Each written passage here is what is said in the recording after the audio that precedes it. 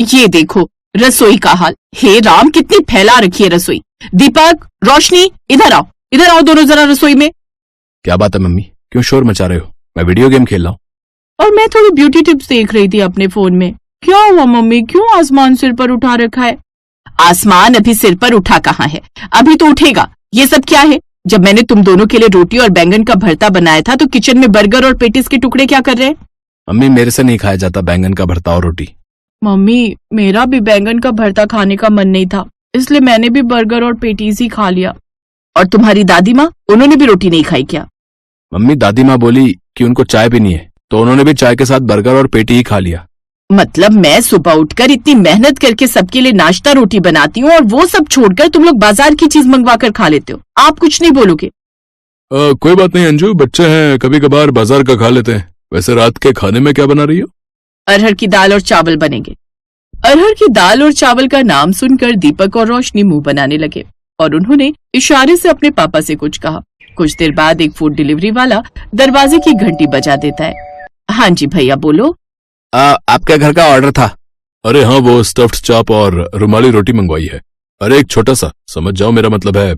सब समझती हूँ, कड़वी चीज पीते हो, साथ में तुम्हें चाप और रुमाली रोटी भी चाहिए। वैसे तुम्हारी कड़वी ड्रिंक तो एक बहाना है। तुम ये क्यों नहीं कहते कि बच्चे अरहर की दाल और चावल नहीं खा रहे, इसलिए तुम्हें पहले उन्होंने कह दिया होगा कि पापा बाजार का मंगवा लो। अब अरहर की दाल और चावल कौन खाएगा? पड़े रहेंगे फ्रिज में ऐसे ही, सुबह गर्म करके कोई नहीं खाने वाला।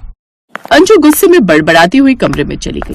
अक्सर ऐसा ही होता था, अंजू के घर में घर का खाना कम, बाजार का खाना ज्यादा आता था। इसी वजह से अंजू बहुत गुस्सा भी रहती थी और परेशान भी। अरे कोई बताएगा कि आज खाने में क्या बनाओ? सुबह तुम लोगों ने बाजार के भटूरे छोले मंगवा लिए, दोपहर का बता दो। बहू, आज तो इतवार है, इन सब की पसंद के राजमा चावल बना लो। दादी, राजमा चावल नहीं, कड़ी चावल।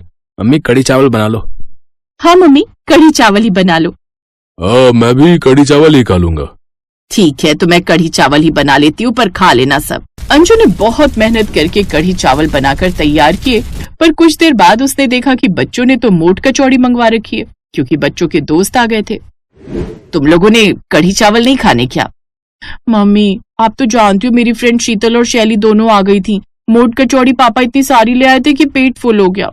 सॉरी मम्मी, अभी तो मैं कढ़ी चावल बिल्कुल नहीं खा सकती। और तुम दीपक? मम्मी, अब मोट कचौड़ी इतने हैवी हो गए हैं कि कड़ी चावल के लिए तो बिल्कुल भी पेट में जगह नहीं बची। आप दोनों के लिए लगा दूं खाना? अभी एक कचौड़ी मैंने भी खा ही ली। एक काम करो, रात में खा लेंगे। क्यों बच्चों? पापा, आज संडे, आप जानते हो संडे नाइट मेरा नॉनवेज फिक्स होता है, मैं तो वही खाऊंगा। तो मैं भी नॉनवेज ही खा लूंगी मम्मी। एक काम करो अंजू, आज रात को कुछ मत बनाओ। रात को मैं बटर चिकन और साथ में तंदूरी रोटी ले आऊंगा, हम वही खा लेंगे।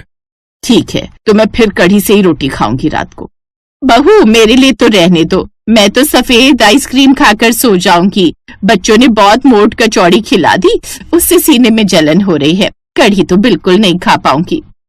आपको भी तो शौक है बाजार की चीज खाने का, उम्र का लिहाज ही नहीं करते हो, जो दे देता है वही खा लेते हो।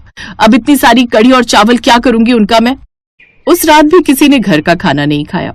अगली सुबह अंजू ने सारी कढ़ी चावल अपनी कामवाली को दे दिए। आशा, ये कढ़ी चावल तू लेती जाना, घर पर किसी ने नहीं खाए, बहुत बढ़िया बनाए हुए हैं। अभी घर पर तो कोई खाएगा नहीं, कल के हैं तो तू खा लेगी ना? हाँ हाँ भाभी, मुझे तो आपके हाथ की सब्जी वैसे ही बड़ी स्वाद लगती है, आप देते ही रहते हो। अभी ये है कि दोपहर में कुछ बनाऊंगी नहीं, यही गरम कर लूंगी। ठीक है, ये लेती जाना, मैंने डिब्बियों में डाल दिए। कुछ देर बाद कामवाली चली गई। बहू, नाश्ते में क्या बनाया है? आलू के सैंडविच बना रही हो माँ जी। दीपक और रोशनी दोनों की आज कॉलेज की छुट्टी है, दोनों सोकर उठेंगे तो वही बना दूंगी। अंजू, मेरा लंच रहने दो, वो आज रवि का जन्मदिन है, वो ऑफिस में पार्टी दे रहा है, मैं तो वहीं खा लूंगा। मुझे भी लेडीज संगीत में जाना है, वहाँ पर कुछ न कुछ खाने का इंतजाम होगा तो मैं भी वही खा लूंगी। तुम अपने लिए देख लो बहू, क्या बनाना है। सबके जाने के बाद अंजू का अकेले के लिए कुछ बनाने का मन ही नहीं हुआ। उसने सैंडविच के लिए जो आलू उबाले थे उन्हें फ्रिज में रख दिया और खुद के लिए एक कप चाय बनाई। रसोई से बाहर आ गई। अंजू ने टीवी चलाया और कुछ देर के लिए टीवी देखने बैठ गई। अचानक अंजू ने टीवी पर एक शो देखा जिससे अंजू को एक आइडिया मिला।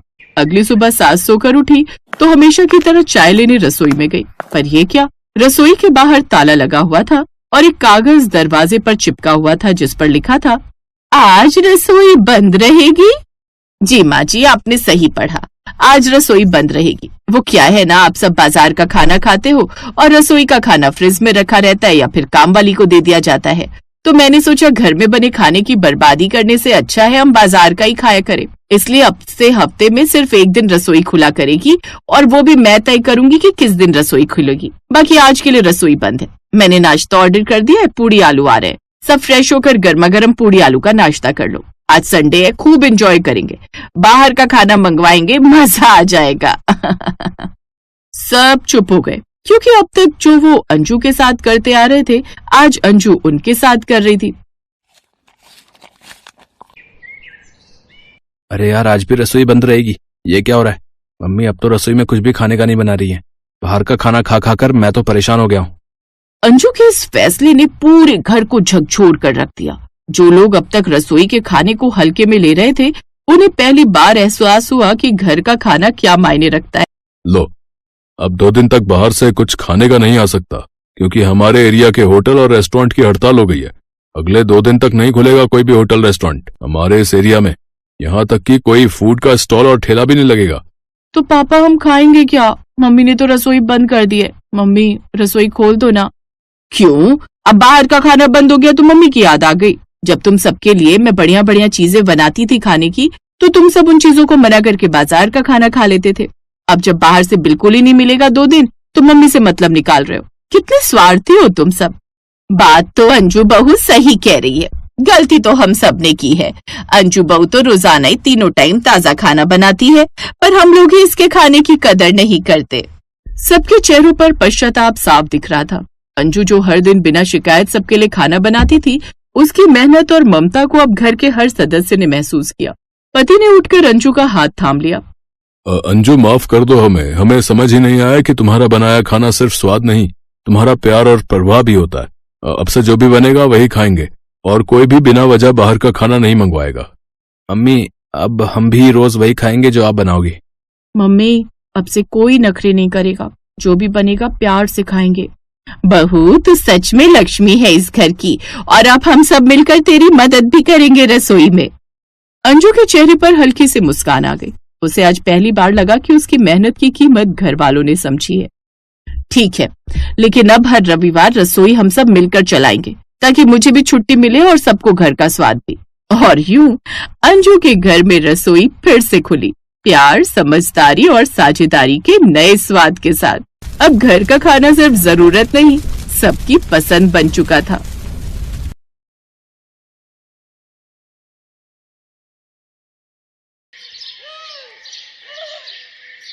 ये कहानी है सुमन की, जिसे हर चीज की नकल करने की आदत थी। उसकी इस नकल करने की आदत से उसकी सास और पति दोनों ही बहुत परेशान रहते थे। सुमन की एक सहेली थी जिसका नाम था रीमा। उसका घर किसी महल से कम नहीं लगता था। सुमन जब भी रीमा के घर जाती तो उसके आलीशान घर की साज सज्जा को ही देखती रहती और घर आकर वैसा ही कुछ अपने लिए भी करती। सुमन, ये पैसे तो मैंने तुम्हें घर का राशन लाने के लिए दिए थे और तुम उन पैसों का झूमर और महंगे महंगे सोफे के कवर खरीद लाई।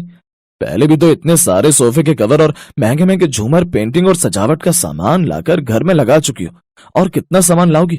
ये सब बेफिजूल के खर्चे हैं। अब मैं कुछ बोलूंगी तो बहू को बुरा लगेगा। पहले इतने महंगे सोफे खरीद लिए बहू तुमने, जबकि उन दिनों अनिल ने वंश और रिया दोनों के स्कूल में एडमिशन करवाए थे। पैसा कोई पेड़ पर नहीं लगता बहू, जिसे जब चाहो तब तोड़ तोड़ कर इस्तेमाल करती रहो। बचत करना सीखो, फालतू के खर्चे बहुत महंगे पड़ते हैं। मेरी सहेली रीमा को देखो, ऐसा आलीशान घर है उसका कि घर में घुसते ही ऐसा लगता है मानो किसी बड़े राजमहल में पहुंच गए हो। एक मेरा घर है, एक ढंग की चादर तक मैं नहीं बिछा सकती पलंग पर।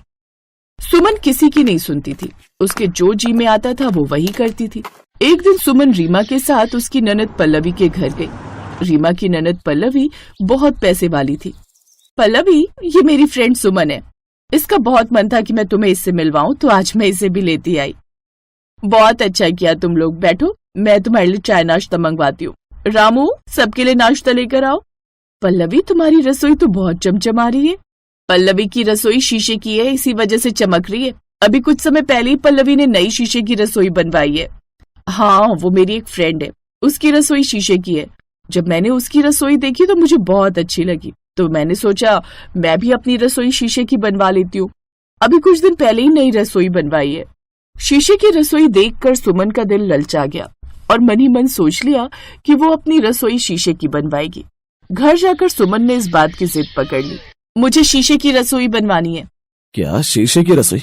लेकिन कांच की चीज तो बहुत नाजुक होती है, और उस पर कितना खर्चा आएगा? तुमने ये क्या नई बात पकड़ ली है? रीमा की ननद ने भी तो बनवाई है, उसके घर में तो किसी ने मना नहीं किया।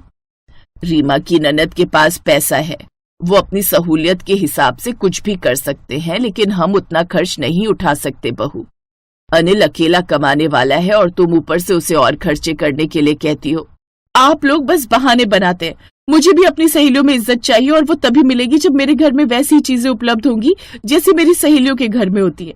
अगले महीने रीमा की ननद मेरे घर आ रही है, मैं भी उसे दिखाना चाहती हूँ कि मेरी रसोई भी शीशे की है।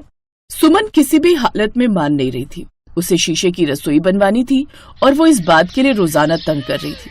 अनिल ने कुछ कर्ज उठाया और सुमन की खुशी के लिए शीशे की रसोई बनाने के लिए मजदूर बुला लिए। कुछ दिनों बाद चमचमाती शीशे की रसोई बनकर तैयार हो गई। वहां तक तो ठीक था, पर एक दिन गली के कुछ बच्चे बैट बॉल खेल रहे थे। उन्होंने जोर से बल्ला घुमाया तो बॉल सीधा सुमन की शीशे वाली रसोई के कांच पर जाकर लगी और एक हिस्सा टूट गया। हे भगवान, क्या हो गया? कुछ टूट गया क्या? दादी माँ, नीचे बच्चे बैट बॉल खेल रहे थे तो बॉल आ गई है, देखो कांच टूट गया। तुझे कहीं लगी तो नहीं ना? रसोई में कोई था तो नहीं? दादी, रसोई में कोई नहीं है, मम्मी तो बाजार गई है। तभी सुमन और अनिल आ जाते हैं। और बनवाओ कांच की रसोई, देखो जाकर रसोई का हाल। बच्चों ने गेंद मारकर रसोई का शीशा तोड़ दिया है, अब ठीक करवाओ, क्योंकि ठीक नहीं करवाई तो बिल्ली चूहा कुछ भी अंदर आ जाएगा। बच्चे भी तो बहुत शरारती हो गए गली के, मैं भी जाकर उन्हें बताती हूँ। बच्चों को बताकर कुछ नहीं होगा, गलती तुम्हारी है। तुमने ही शीशे की नाजुक रसोई बनवाई। मोहल्ले में इस तरह की रसोई नहीं बनती। सुमन, ये सब उस जगह पर अच्छा लगता है जहाँ पर आसपास भीड़ नहीं होती, एकांत एरिया होता है। अब तुम भाषण क्यों दे रहे हो? जाकर किसी मरम्मत करने वाले को लेकर आओ। अब जो भी पैसे लगेंगे ठीक तो करवानी पड़ेगी ना। गर्मियां शुरू हो गई और अब धीरे धीरे रसोई से धूप अंदर आने लगी। सुमन ने पर्दे भी लगा दिए, फिर भी रसोई में गर्मी बहुत थी। पर्दे लगाने से रसोई में घुटन होने लगी। इस वजह से सुमन को शीशे की रसोई में हर समय गर्मी महसूस होने लगी। सुमन थोड़ी परेशान हो गई। क्या हुआ बहू, तुम्हें इतना पसीना क्यों आ रहा है? वो शीशे से धूप बहुत आ रही है, इसलिए पसीना आ गया। शीशे से ना सूरज की रोशनी आती है। सोच रही हूँ शाम को खाना बना लूं, इस टाइम तो रसोई में बहुत धूप है। जैसी तुम्हारी मर्जी बहू, बच्चे स्कूल से आ जाएंगे, कुछ खाने को मांगेंगे, मंगा लो फिर बाजार से कुछ। अब गर्मियों की दोपहर में सुमन रसोई में बिल्कुल भी नहीं जा पाती थी, क्योंकि धूप की वजह से शीशे गर्म हो जाते थे। उसने जिद करके रसोई तो शीशे की बनवा ली, पर अब वो खुद ही परेशान हो रही थी। एक शाम रीमा अपनी ननद के साथ मिलने आ जाती है। क्या तुमने शीशे की रसोई बनवा ली? बहुत गलत किया तुमने सुमन। मैंने तो खुद शीशे की रसोई तुड़वाकर मॉड्यूलर हवादार किचन बनवाई है, पत्थर और वुड का काम करवाया। मैंने तो शीशे का बहुत कम इस्तेमाल किया है, क्योंकि गर्मी बहुत लगती है रसोई में। मैंने तो शौक में बनवा ली थी, पर बाद में परेशान हो गई थी, पिछले महीने ही तुड़वा दी। अब तो नई बन गई है, देखना तुम आकर, मेरी नई किचन बहुत सुंदर है। रीमा की ननद पल्लवी की बात सुनकर सुमन का चेहरा उतर गया और उसे उस दिन एहसास हुआ कि सचमुच नकल करके उसे कुछ नहीं मिला, बल्कि नकल करके शीशे की रसोई बनाकर आज वो खुद ही पछता रही है। अनिल बहुत अच्छे स्वभाव का था। वो सुमन की बहुत रिस्पेक्ट करता था और उसे प्यार भी बहुत करता था। उसने एक बार फिर से रसोई को ठीक करवाया। माँ जी, आई एम सॉरी, मैं जानती हूँ मेरी नकल करने की आदत ने फालतू के बहुत पैसे खर्च करवा दिए। अब मैं प्रॉमिस करती हूँ मैं कभी भी किसी की नकल नहीं करूंगी। मुझे जिस चीज की जरूरत होगी उसी पर खर्च किया करूंगी।